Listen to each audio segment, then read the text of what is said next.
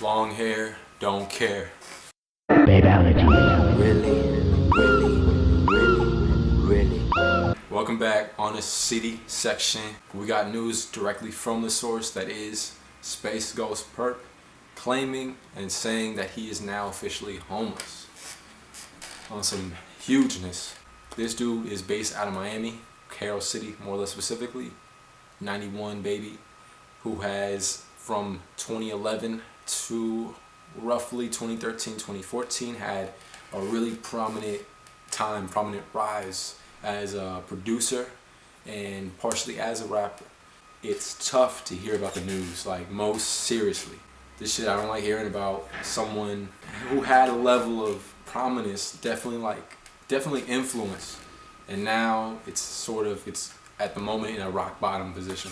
If you followed him at all the last few years, you have known that he has a history as far as burning bridges, as far as going into his mental health, that there's been said he's bipolar or schizophrenic, and you tie that into like his type of music he's been making, that is definitely a darker style, a darker tone, underground feel, mesh in a negative space, if you will. When he did confirm that he is homeless on Twitter, it wasn't just one or two tweets. It was a healthy plethora, going into like he's ashamed of himself, he let his family down, this, that, and the third, about Florida, his girl, all that.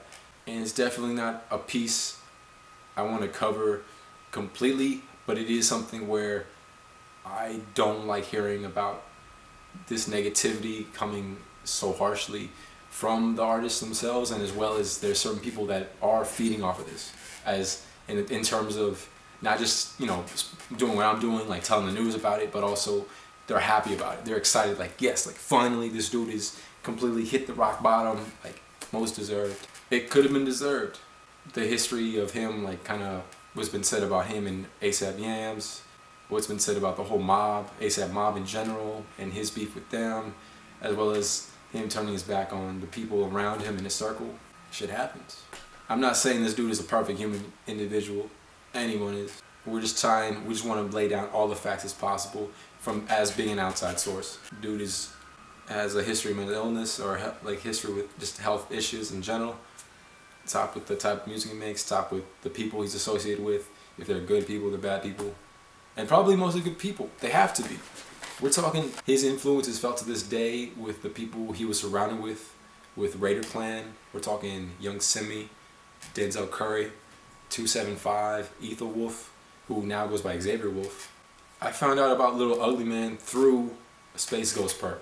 Anyone that's listened to Blackland 666 radio tape, he was featured number 10, number 11, Ugly Man, My Hood.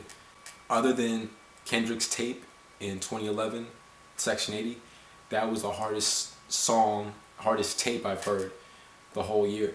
It bugs me thinking like what's become of Little Ugly Man, Curry, you know, Rob Banks, the whole Miami scene, and then you see what Space Ghost has gone through or hasn't done. He had a lot of like name changes, beef on Twitter, live videos of him pointing this out and this out. It's weird. It's interesting that a spearhead in this part of the game in the East Coast, and this is where he's at 5 years later.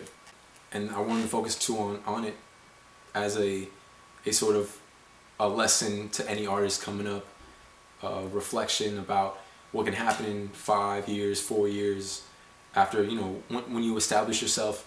It's not just about burning bridges, cutting people off, to make sure you're not just going at it without any caution, any due diligence.